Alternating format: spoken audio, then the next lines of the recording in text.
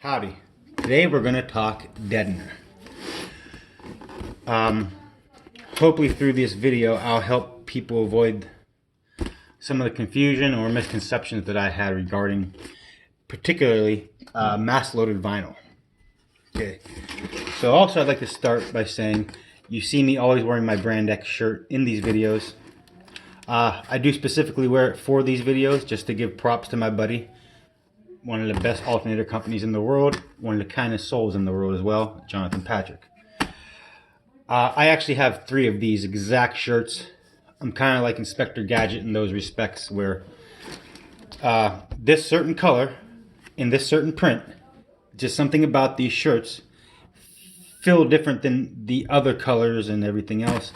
Similar to, I guess, the way Dean would describe the light blue 5-star car audio shirt. Like, I know what they mean when we're talking about the color has a certain feel. This heather gray, if that is what it is, or university gray, it just has a nice loose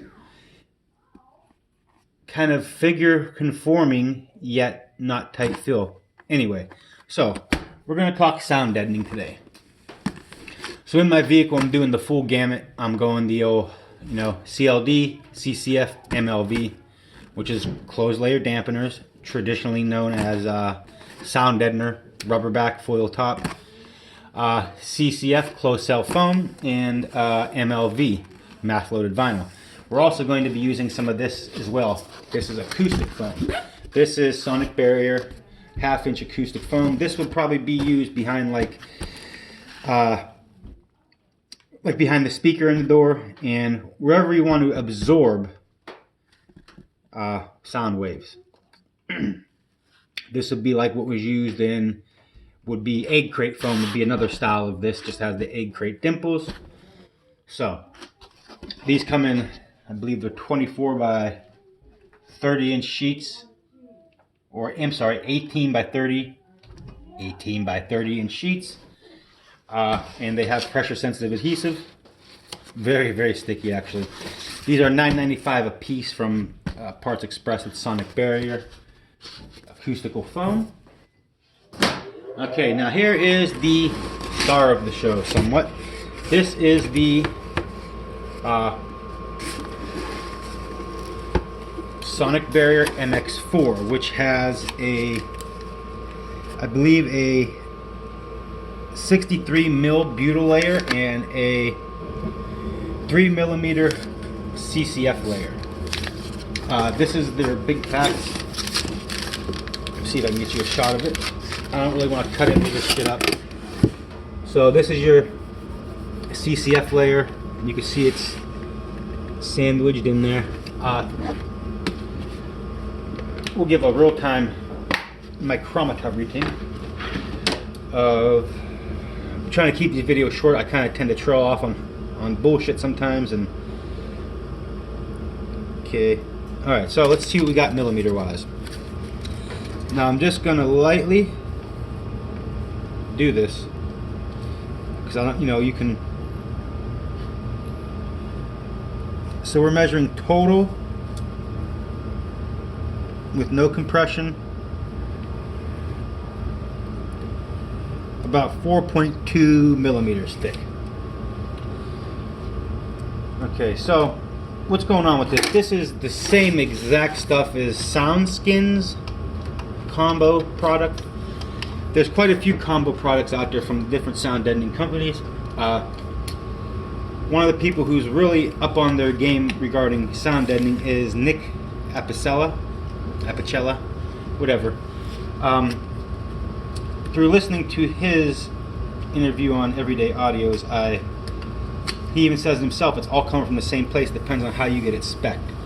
Of course he'll push his product as being the best because even though he says other people are trying to sell you, he's also trying to sell you his product too.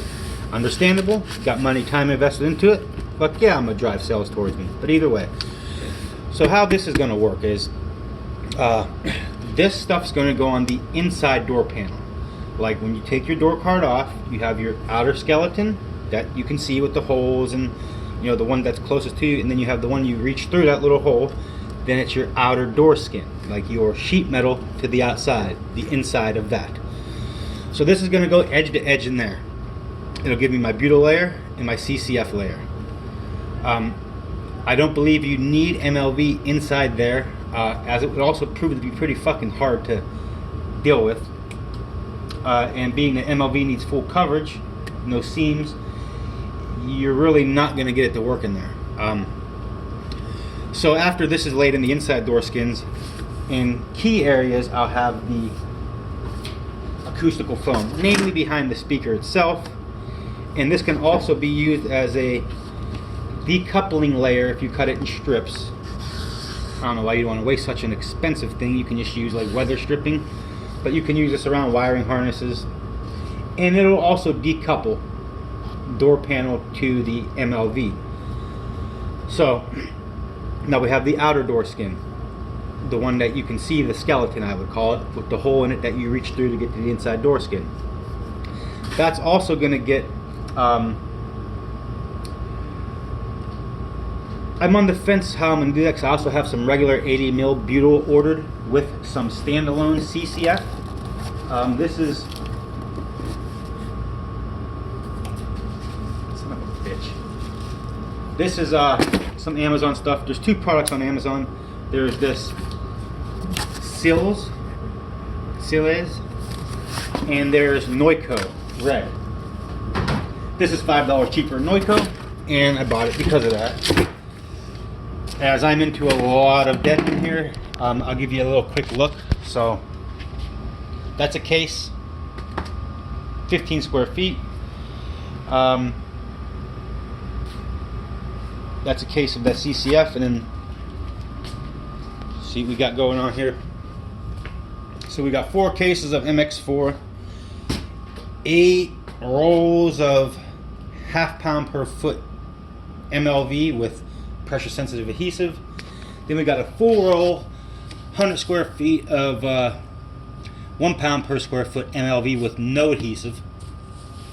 And then we got the closed cell, or I'm sorry, the acoustical open cell foam.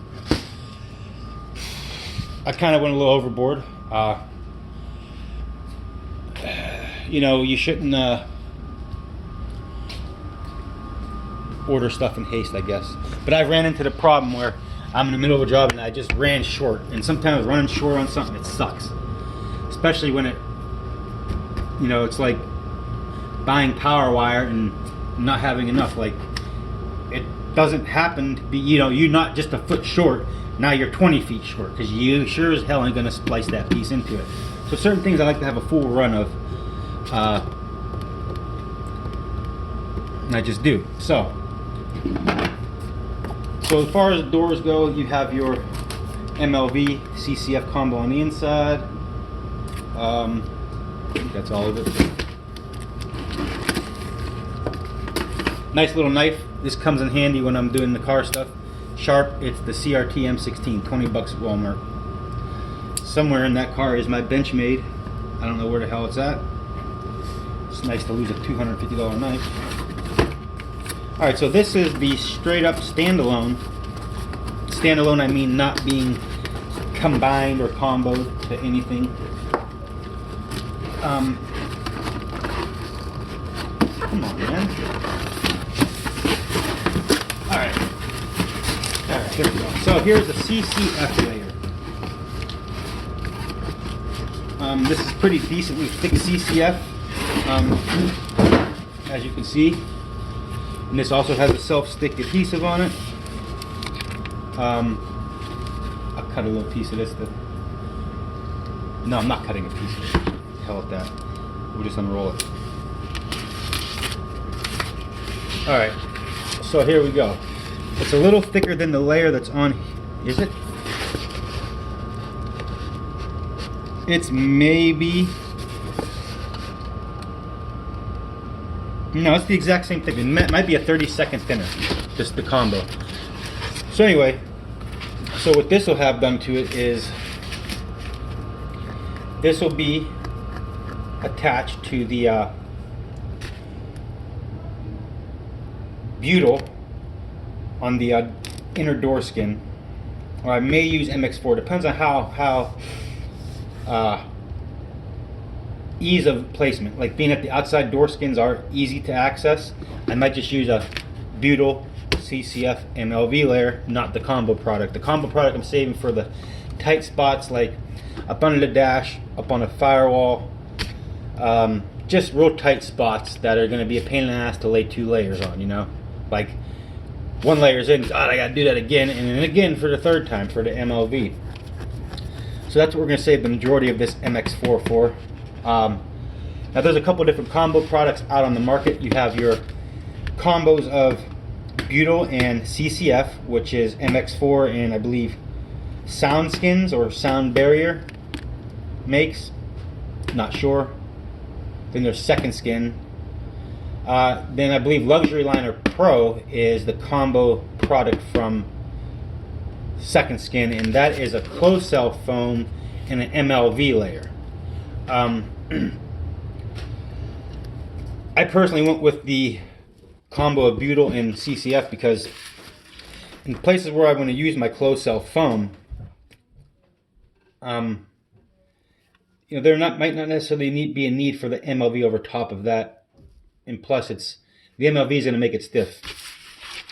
So that's another thing I want to talk about is MLV. You know, when I ordered this stuff, everyone talks about limp. Like you go to Second Skin's website and they show the MLV looking pretty much like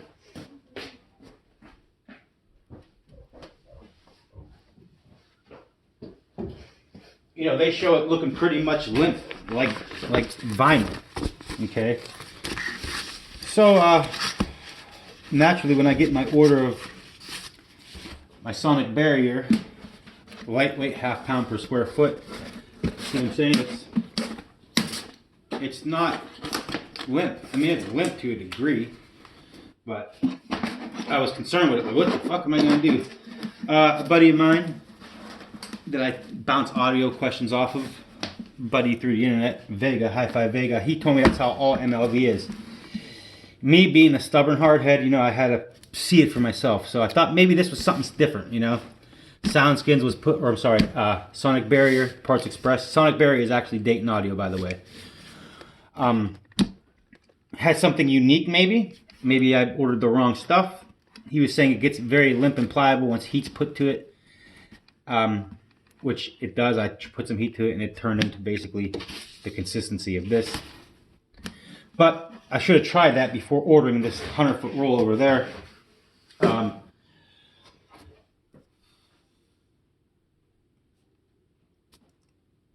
So basically it's rigid, okay?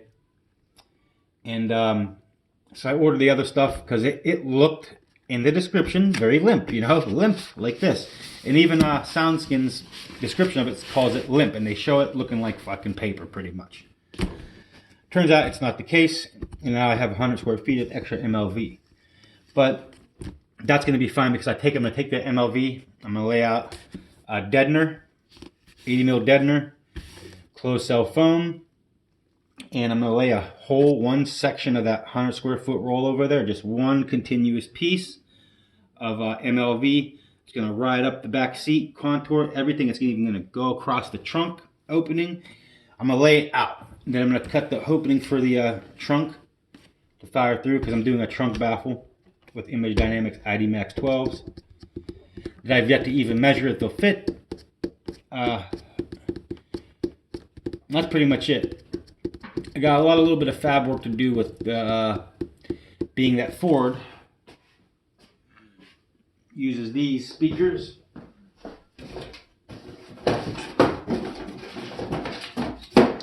So they got these speakers in the doors. Nice, completely plastic pieces of shit.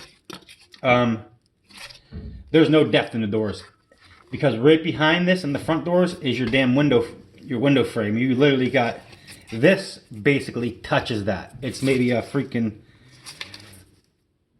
it's probably a length of CCF away from it.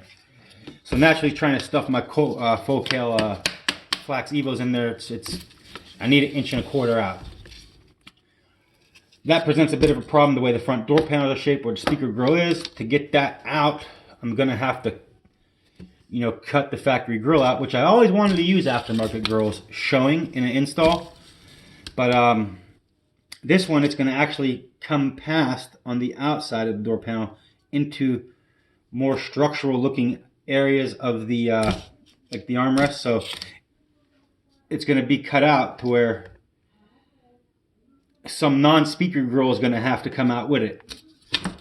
But I got my router kit. I got my homemade undercut and overcut set, which I recommend getting. What you want for the undercut and oversized set, instead of going to Mobile Solutions and paying $200 for the router kit, which is just a flush trim bit and a rabbiting bit with different bearings that correspond with each item to let you know how much under or over they'll cut on a template. Basically, you get about 7 bearings with that, and they have done the work and the measuring for you to see what the actual bearings do in regards to cut depth on each specific bit. Your flush cut, your flush trim bit, and your rabbiting bit. What's nice about this set is it comes for 40 bucks from Freud, which is made in Italy, regarded as some of the best router bits out there. Like the ones Mobile Solutions sells, they don't even look right. I mean, I'm not dissing them. So you get your 7 bearings with this. And these should fit 99% of all 3/16 opening router bits. They didn't quite fit my, they fit the Ryobi, but they're more of, they got a little bit of pressing. So with this bit set, or this bearing set, and these 2 flush trim bits, you have the $180 Mobile Solutions under an oversized thing. You don't have a fancy tray, but you think the tray is worth 140 bucks, go ahead and buy it. So, like I said, this bit was 20 bucks. I personally think if you're going to have a flush trim bit, and it's going to be sitting in your router table, one, you want the bigger shanks. They just have more torque to them. They just cut easier. Sometimes certain 1/4-inch bits tend to walk out of your collet, regardless of how tight you get it. And also, this is what, 1.5 inches of cutting depth. You know, I really don't see the need for shorter ones because, you know, what if you need to cut 1.5 inches of material? Now you just bought this 3/4-inch carbide length flush trim bit, and you know, you need to cut 1.5 inches or more than 3/4 of an inch. You can always drop this down. I tested it in my router table, which is the Ryobi one for 89 bucks. I got my DeWalt 1/2 horsepower in there actually, and at the lowest depth, I'm there. You know, it's not up to any degree. It's flush with the table. So, you know, go big on them. You know, there's no need for a smaller flush trim bit. Like, I don't get it. These are nice high quality bearings. They work well. So that's going to be Freud. Let me get you a model number here. Freud 3256. That's the 7 bearing kit with the rabbiting bit, 1/2 inch shank. These both come in 1/4-inch shank as well. Different part number. They're on Amazon. It's up to you. I picked the 1/2 inch shank, like I said, because they tended to have a little more torque applied to the workpiece. And they're going to basically reside home in my router table. Other than these two, I try to go 1/4-inch just so I can use them in my handheld router as well, because you never know. So that's pretty much them. These bearings nest into each other nice and easy, or nice and tight for the storing of them into the package. Beep. 1, 2, 3, 4, 5, 6. Gives you a little Allen wrench with it.